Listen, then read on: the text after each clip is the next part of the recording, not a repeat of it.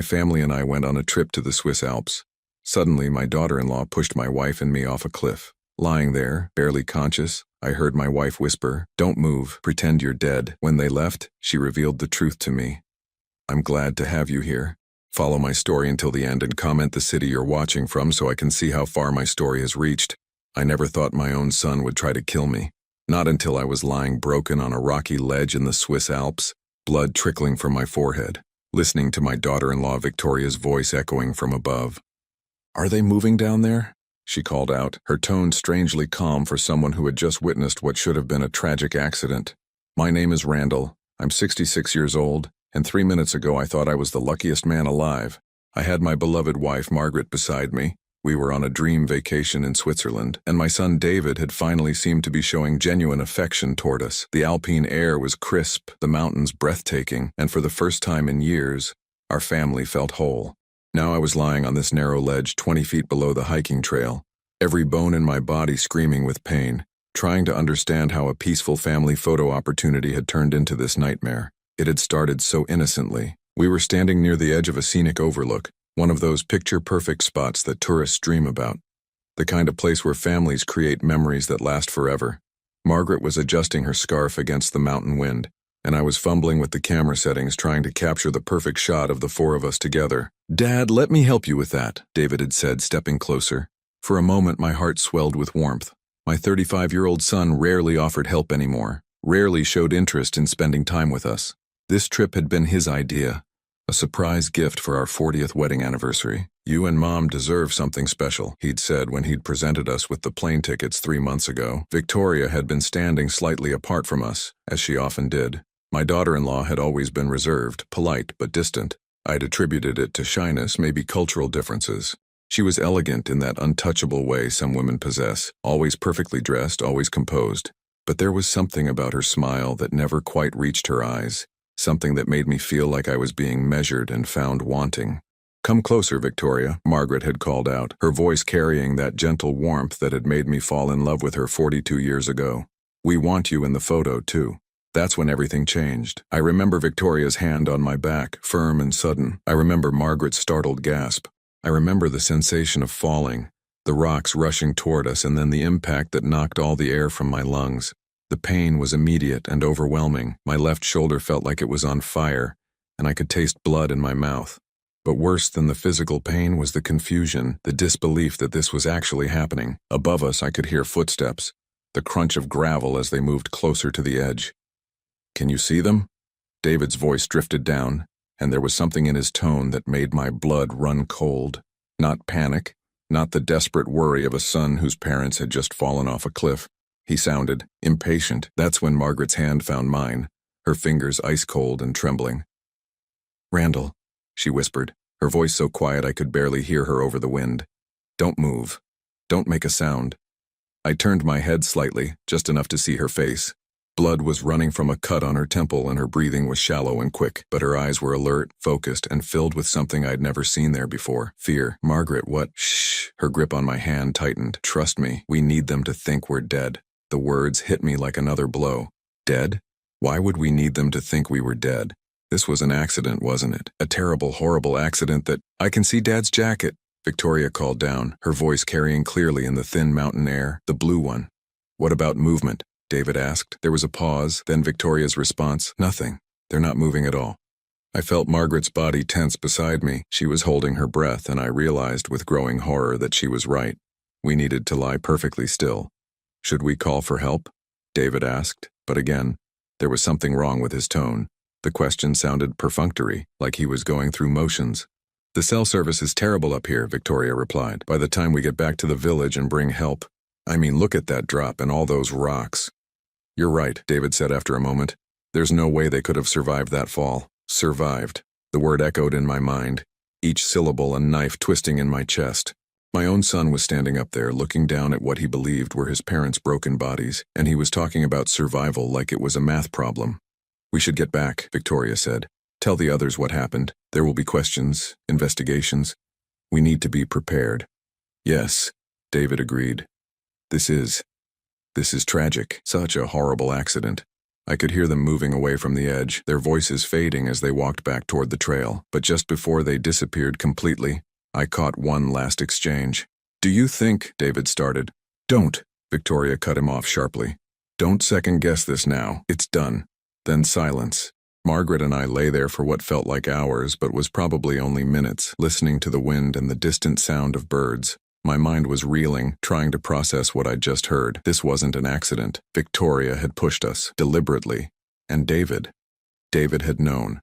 My son, the boy I'd taught to ride a bicycle, the young man I'd walked to his first day of college, the groom whose hand I'd shaken at his wedding, had just watched his wife try to murder his parents and felt nothing but impatience about whether we were actually dead.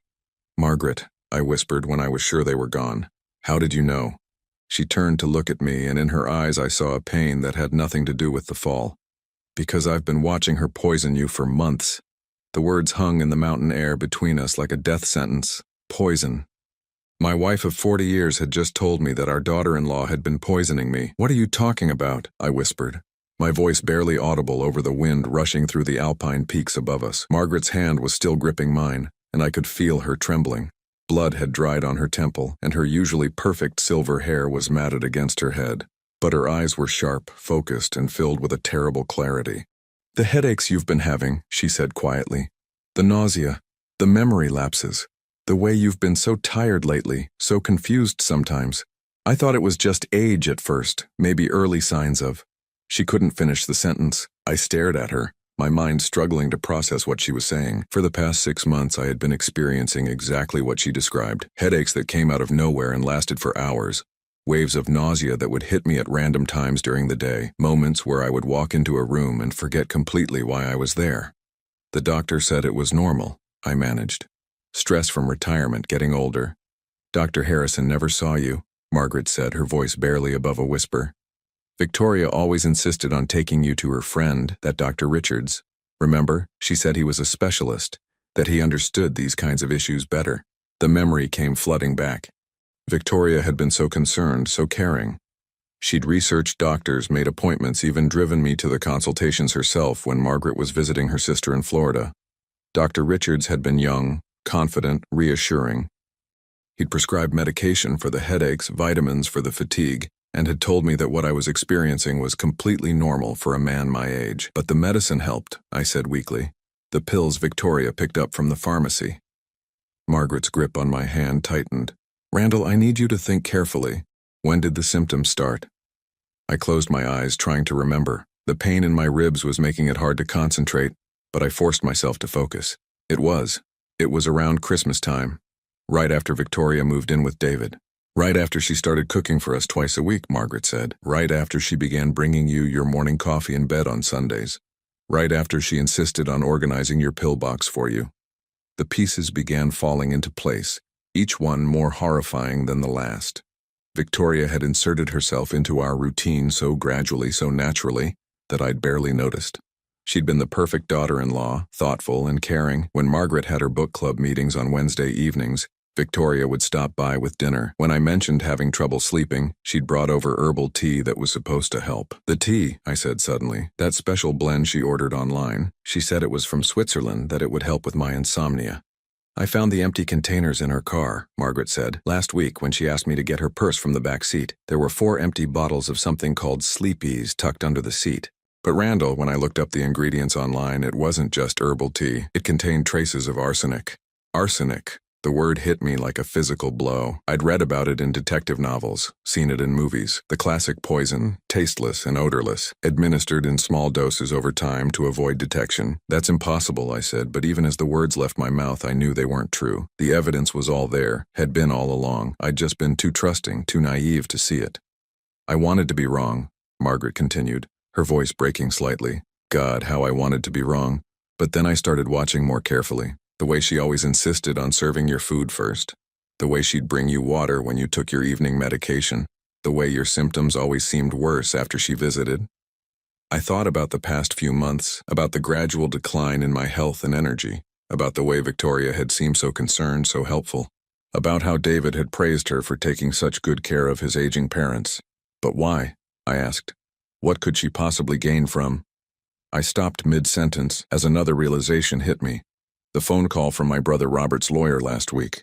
The inheritance I was set to receive from Robert's estate. $2.3 million that I'd planned to split between David and Margaret, with a portion set aside for our grandchildren's college funds. She knows about Robert's money, I said. Margaret nodded grimly. I think she's known for months. Remember when that lawyer called back in January? Victoria answered the phone. She said it was a wrong number, but I saw her face when she hung up. She looked, calculating. The timeline was becoming clearer now. Robert had died in December, and the estate was taking time to settle due to some complicated investments. The lawyer had said we should expect the inheritance to be finalized by the end of the month. Victoria had been in the room when he'd explained the amount. When he'd mentioned that as Robert's only surviving sibling, I would inherit everything. $2.3 million, I whispered. More than enough to make murder seem worthwhile, Margaret said bitterly. We lay there in silence for a few minutes, both of us absorbing the magnitude of what we'd discovered. My own son's wife had been slowly killing me, and somehow my son was part of it. The caring, concerned daughter-in-law had been nothing more than a performance, a careful act designed to position herself perfectly for when I finally succumbed to the poison. The fall wasn't random, I said suddenly. She pushed us today because the inheritance is being finalized next week, Margaret finished. I heard her on the phone yesterday talking to someone about timing. I thought she was planning a surprise party for your birthday next month, but now we knew better. Victoria had been planning my death, and she'd grown impatient waiting for the poison to finish the job. The scenic overlook, the family photo, the helpful push toward the edge, it had all been carefully orchestrated. Margaret, I said, turning to look at my wife's bruised but determined face. How long have you known? She was quiet for a long moment, staring up at the sky.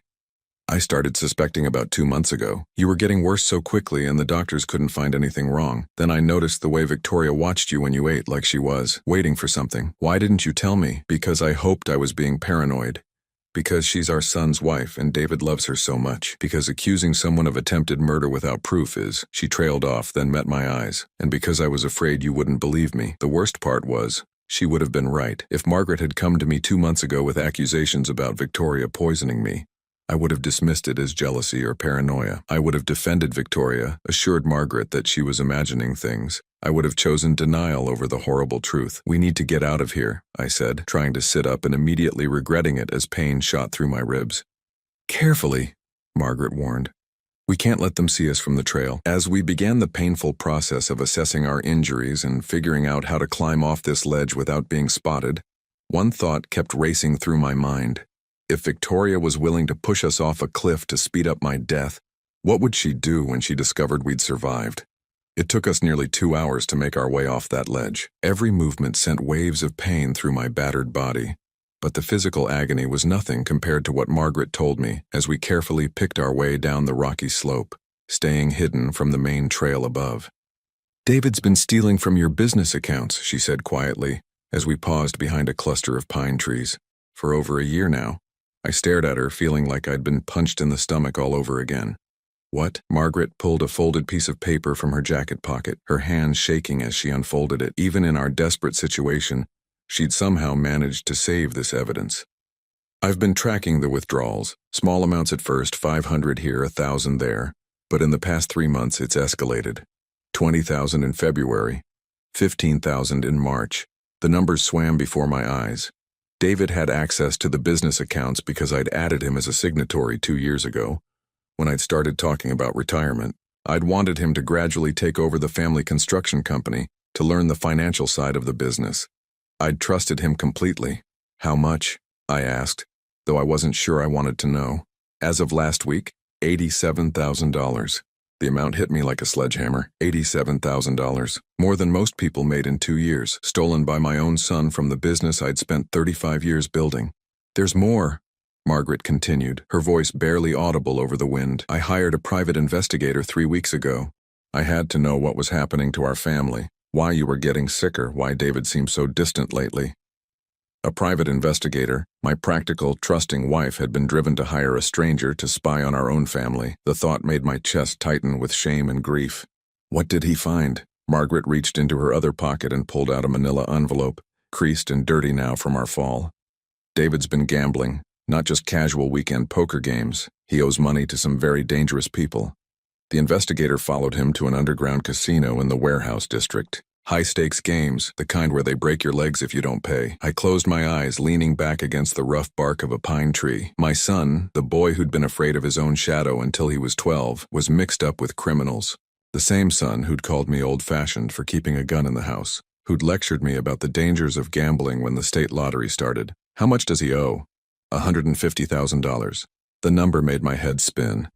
Even with the money he'd stolen from me, David was still in debt for over $60,000. And the inheritance from Robert would solve all his problems in one fell swoop. That's why Victoria agreed to marry him, I said suddenly. The pieces were clicking into place now, forming a picture so ugly I wanted to deny it. She knew about his debts, knew about Robert's estate. She married him for the money. Margaret nodded. The investigator looked into her background too. Randall, Victoria isn't who she says she is. I opened my eyes and looked at my wife. After 40 years of marriage, I could read her expressions like a book, and right now she looked like she was about to deliver the worst news yet. Her real name is Victoria Chen. She's been married twice before, both times to older men with substantial assets. Her first husband died in what was ruled an accidental fall down the stairs. Her second husband died from what appeared to be a heart attack, but there were traces of digitalis in his system that were never fully explained. The cold mountain air seemed to freeze in my lungs. You're telling me she's done this before? The investigator thinks so. Both men changed their wills shortly before they died, leaving everything to Victoria. Both had adult children who were cut out of the inheritance entirely. I thought about the will I'd updated 6 months ago, right after David and Victoria's wedding. Victoria had been so sweet, so concerned about making sure everything was properly organized for the family. She'd even recommended the lawyer, a friend of hers who specialized in estate planning. Did I change my will to include her? Margaret's silence was answer enough. Oh God, I whispered. How much? 50% to David, 40% to Victoria as daughter-in-law, 10% to charity. The lawyer said it was a lovely gesture, providing for your son's wife in case something happened to David. 50% of Robert's inheritance alone would be over $1 million, not counting my own assets, the house, the business. Victoria would walk away with enough money to disappear forever, probably to find her next victim. She's not just poisoning me, I said. She's positioning herself to inherit everything even if David dies too. Margaret nodded grimly. The investigator thinks David doesn't know about her past. He thinks he's in love with a woman who's going to help him solve his financial problems. He has no idea she's planning to get rid of both of us and probably him too, once the inheritance is secured.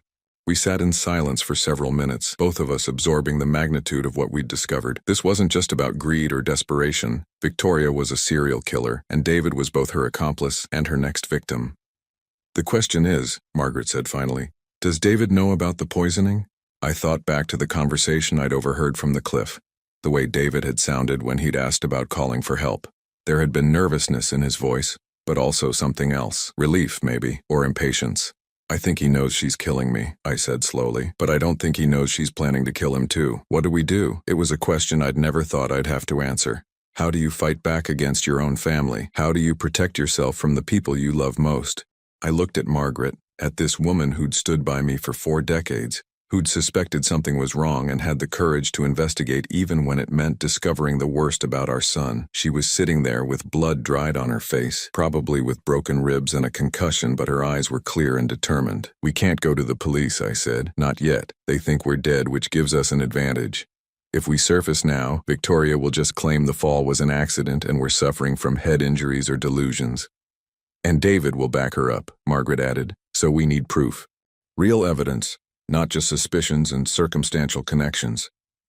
Margaret reached back into her jacket and pulled out something I hadn't noticed before, a small digital recorder. I've been recording conversations for 2 weeks, she said. Every time Victoria comes over, every phone call David makes when he thinks we can't hear. It's not enough yet, but it's a start.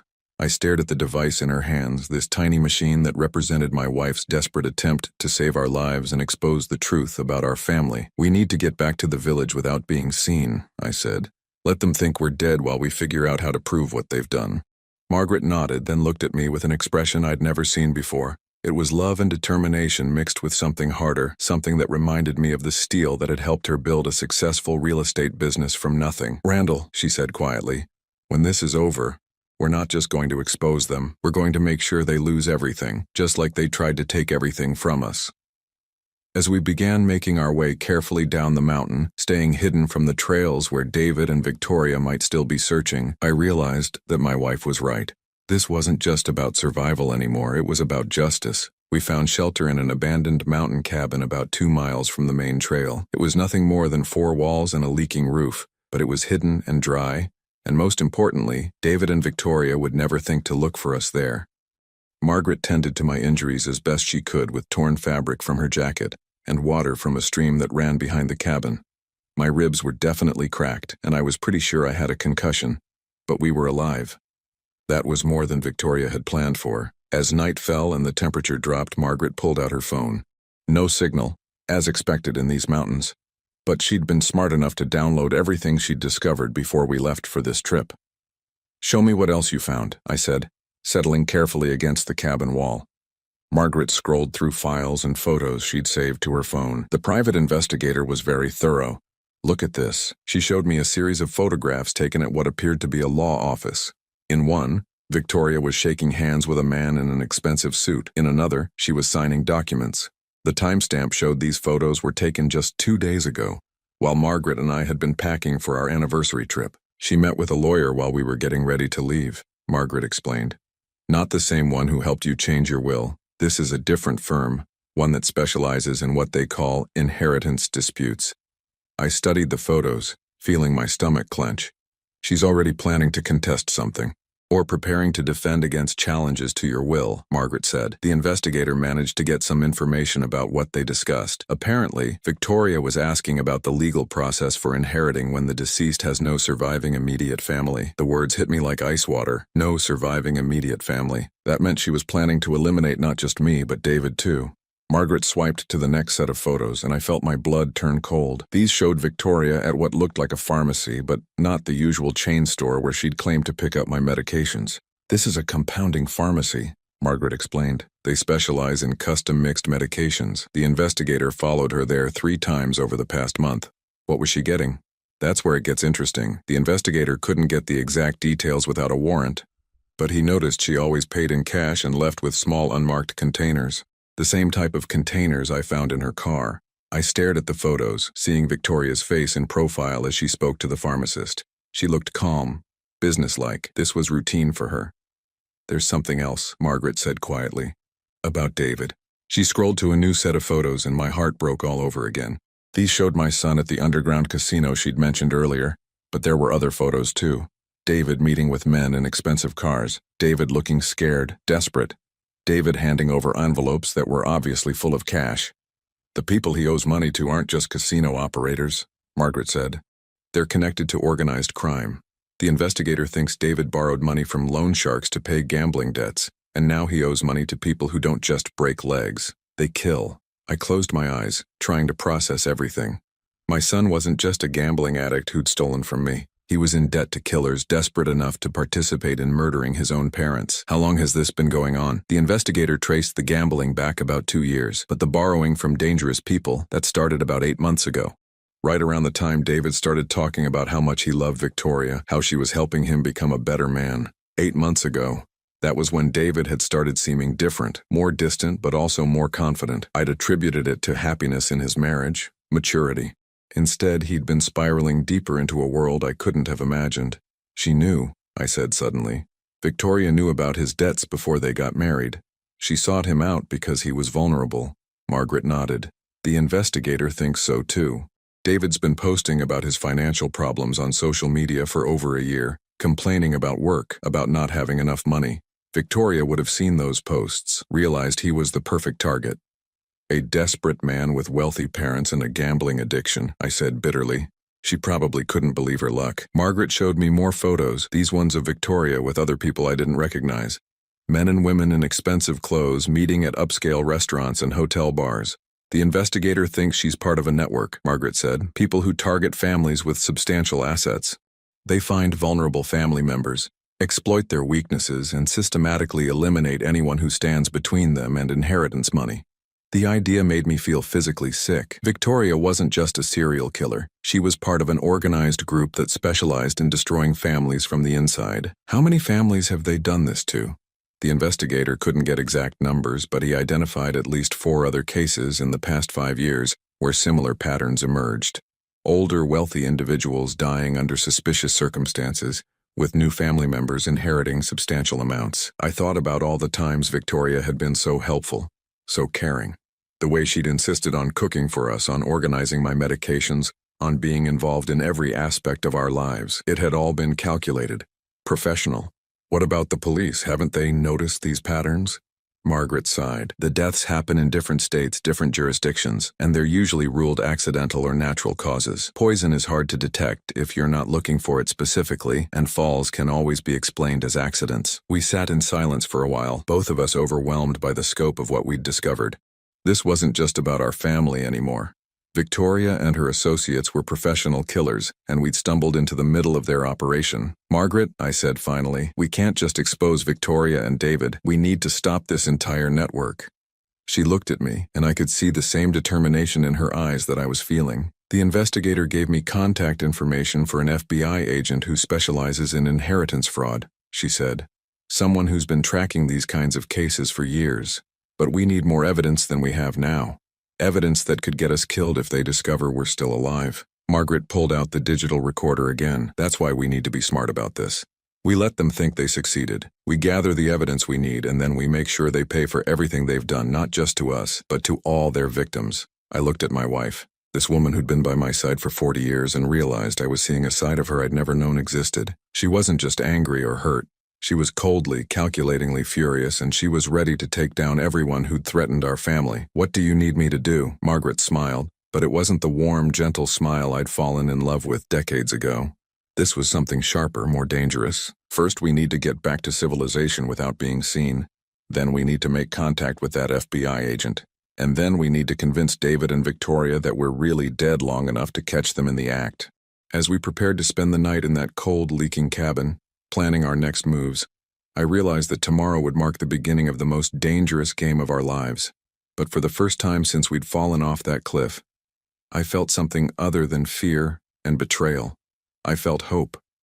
3 days after our supposed deaths, Margaret and I watched from a rented car as David and Victoria met with Robert's estate lawyer. We'd made it back to civilization, contacted the FBI agent, and now we were gathering the final pieces of evidence we needed to destroy them both. The FBI agent Sarah Chen had been tracking Victoria's network for 2 years. When Margaret called her from a burner phone, Agent Chen had immediately flown to Switzerland to coordinate with us. Victoria's real name is Victoria Zhao, Agent Chen had explained during our secret meeting at a safe house. She's wanted in connection with 6 suspicious deaths across 4 states, but we've never been able to get enough evidence to make charges stick. Now, watching through high-powered binoculars as Victoria smiled and signed papers that would make her a millionaire, I felt a cold satisfaction settling in my chest. They're claiming the inheritance, Margaret said, adjusting the recording equipment Agent Chen had given us.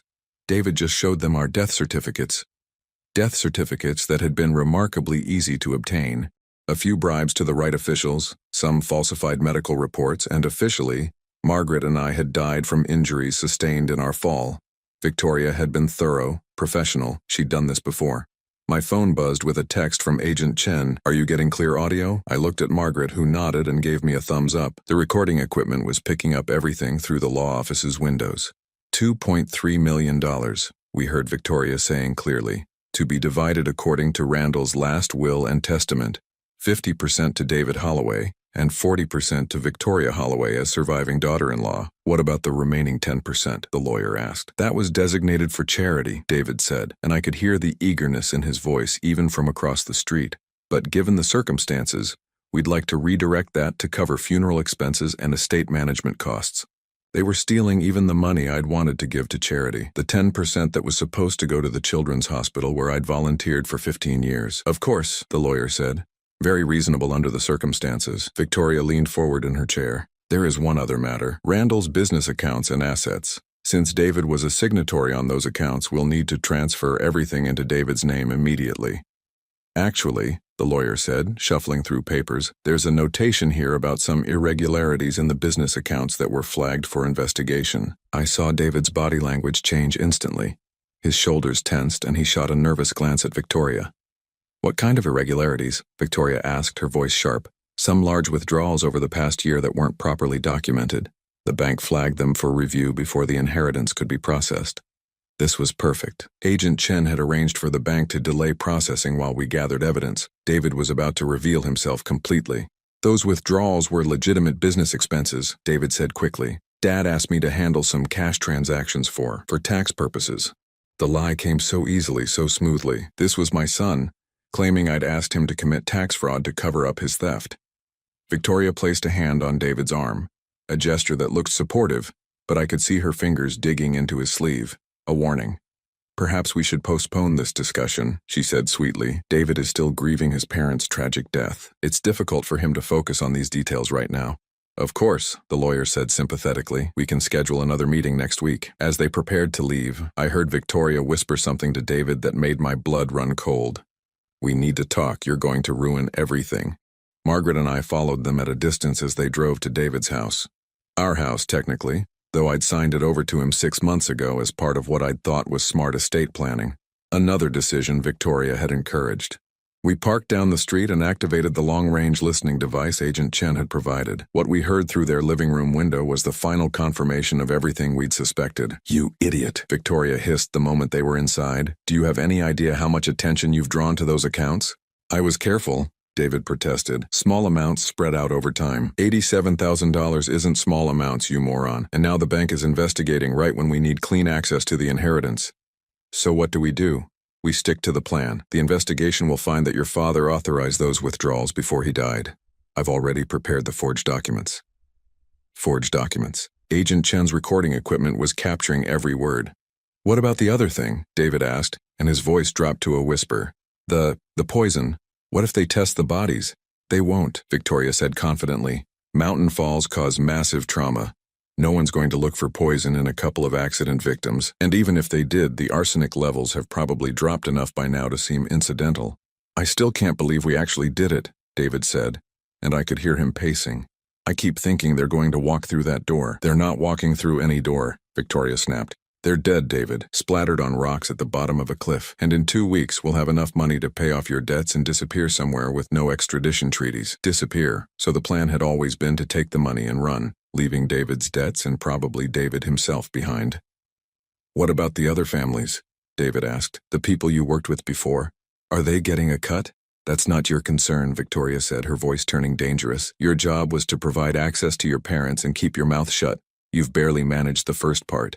"I did everything you asked," David said, and now he sounded desperate. "I gave you access to Dad's medicine, I helped you get close to them, I even helped you push them off that cliff." "You hesitated," Victoria said coldly. "For a moment up there, I thought you were going to back out. That would have been problematic." The threat in her voice was unmistakable. Margaret gripped my hand tightly as we listened to our son being intimidated by the woman he thought he loved. "What happens now?" David asked. "Now we wait for the inheritance to clear. Then we take care of your gambling debts. Then we disappear. Together, right? We disappear together?" There was a long pause before Victoria answered. "Of course, darling, together." But something in her tone made it clear that David's usefulness was almost at an end. Margaret looked at me, her eyes filled with a mixture of rage and heartbreak. Our son had helped murder us for money, and now he was being manipulated by a woman who was planning to kill him too. "We have enough," I whispered. "Agent Chen said we just needed them to confess to the murders and the financial crimes." Margaret nodded, but she wasn't ready to stop recording yet. "Wait, I want to hear what she says about the other victims." As if summoned by Margaret's words, Victoria's phone rang inside the house. "It's Marcus," she said to David. "Go upstairs. This is business you don't need to hear." We heard David's footsteps on the stairs, then Victoria's voice became crisp, professional. "The Holloway job is almost complete," she said into the phone. "The inheritance should clear within 2 weeks. How are the Chicago and Miami prospects developing?" Chicago and Miami. Agent Chen had mentioned suspicious deaths in both cities. "Good," Victoria continued. "The Denver family should be ready for Phase 2 by the end of the month. The son there is even more cooperative than David was." Phase 2. Another family was about to go through what we'd experienced. "No, I don't think we'll have any problems with David," Victoria said, and her voice turned cold. "He's served his purpose. After the money clears, he'll have an unfortunate accident. Grief-stricken widower, drowning himself in alcohol and pills. Very sad, very believable." Margaret gasped softly beside me. Victoria was planning to kill David within weeks of inheriting our money. I'll call you when it's finished, Victoria said, then hung up. We sat in silence for several minutes, both of us processing what we'd just heard. Our son wasn't just a co-conspirator in our murders. He was Victoria's next victim, and he had no idea. We have to save him, Margaret whispered. I looked at my wife, this woman who'd just heard our son confess to helping kill us, and she was still worried about protecting him. He helped her poison me, I said quietly. He pushed us off a cliff.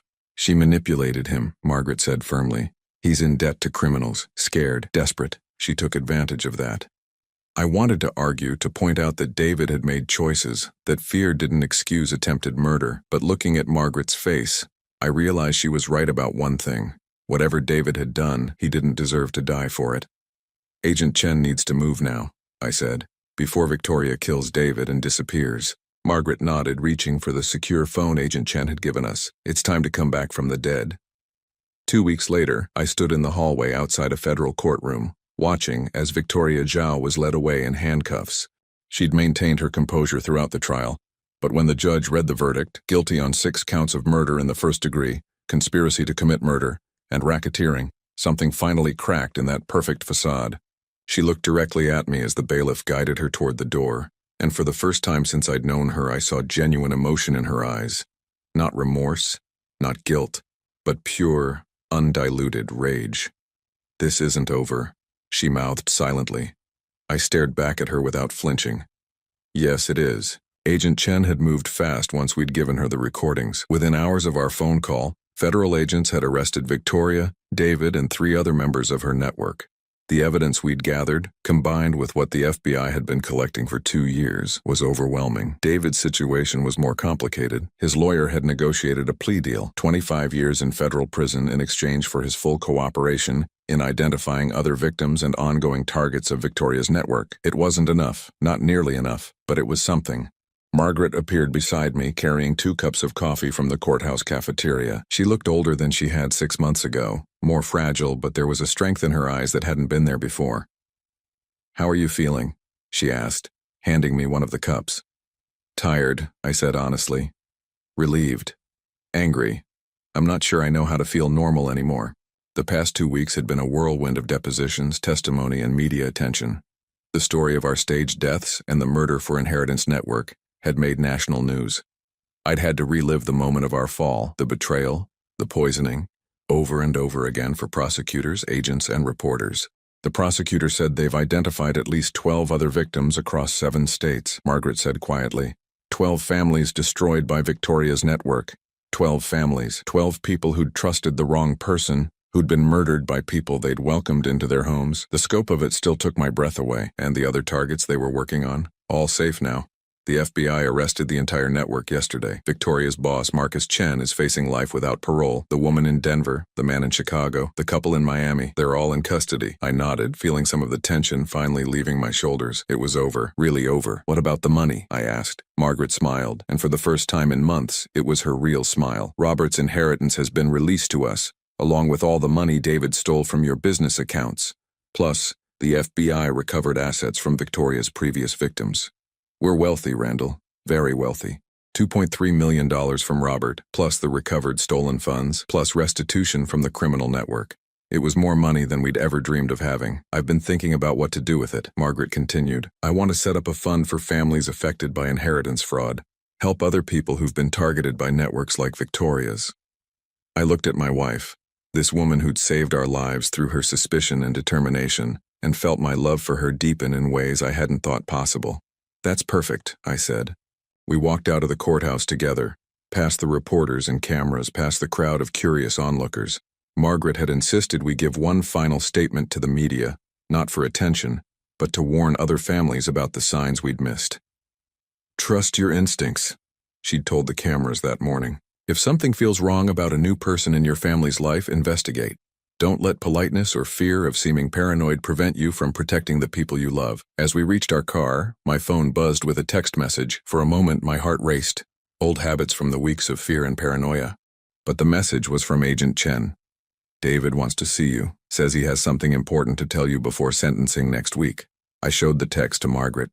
She was quiet for a long moment, staring at the phone screen. "Do you want to see him?" she asked finally. Did I? David was my son. The boy I'd raised, the man I'd trusted with my business and my life. He was also the person who'd helped poison me and push me off a cliff for money. I don't know, I said honestly. He's still our son, Margaret said quietly. What he did was unforgivable, but he's still our son. 3 days later, I sat across from David in a federal detention center. He looked terrible, thin, pale, older than his 35 years. Prison orange didn't suit him. "Thank you for coming," he said, his voice barely above a whisper. I didn't respond. I wasn't ready to make this easy for him. "I need you to know that I never wanted you to die," he continued. "Victoria told me the poison would just make you sick, that we'd get you to the hospital in time, that you'd recover, but be too confused to remember what happened. But you knew she was poisoning me." David's eyes filled with tears. "Yes, God help me, yes, I knew. And the cliff? She said we were just going to scare you, push you down a few feet, make it look like an accident, then rescue you. She said you'd be grateful, that you'd never suspect us after we saved your lives." I stared at my son, this man who'd been so desperate, so scared that he'd believed obvious lies. "David," I said quietly, "she was going to kill you too.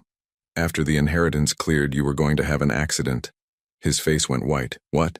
"We heard her on the phone with her handler. You were never part of her long-term plans. You were just a tool." David buried his face in his hands, his shoulders shaking. "I'm so sorry, Dad. I'm so sorry. I was scared. I owed those people so much money, and Victoria seemed like she had all the answers. The gambling debts are paid," I said. "I took care of them." David looked up, surprised. "You? Why?" "Because despite everything you've done, you're still my son. And because I don't want those criminals coming after you in prison." We sat in silence for several minutes. Finally, David spoke again. "Victoria wasn't working alone, not completely. There's something the FBI doesn't know yet." I leaned forward. "What?" "She has a sister, twin sister. Goes by the name Susan Mills. She's been running cons on the West Coast while Victoria worked the East. They were planning to meet up after the job was finished." A twin sister. Another professional killer still out there. "The FBI needs to know this immediately," I said, already reaching for my phone. David nodded. "I'll tell them everything I know. It's the least I can do." As I prepared to leave, David called out one last time. "Dad, do you think you'll ever be able to forgive me?" I turned back to look at my son, this broken man who'd betrayed everything I'd taught him about family and loyalty and love. "I don't know, David," I said honestly, "but I hope someday I can." 6 months later, Margaret and I were sitting on the porch of our new house in North Carolina, far from the memories and pain of our old life. The Holloway Family Trust for Inheritance Fraud Victims was officially established, with Margaret as its director. We'd already helped 4 families who'd discovered they were being targeted by similar networks. Victoria Zhao was serving 6 consecutive life sentences in federal prison. Her sister Susan had been arrested in Oregon 2 weeks after David gave the FBI her information. The entire network had been dismantled. David would be eligible for parole in 20 years. Whether we'd have any relationship with him when he got out remained to be seen. Margaret reached over and took my hand as we watched the sunset paint the mountains gold and pink. "Any regrets?" she asked. I thought about the question seriously. We'd lost our son, our old life, our sense of security. We'd learned that the people we loved most were capable of betraying us in ways we'd never imagined. But we were alive, we were together, and we'd stopped a network of killers from destroying other families. "No," I said finally, "no regrets." Margaret squeezed my hand, and we sat in comfortable silence as the sun disappeared behind the mountains, leaving us in the peaceful darkness of our new beginning.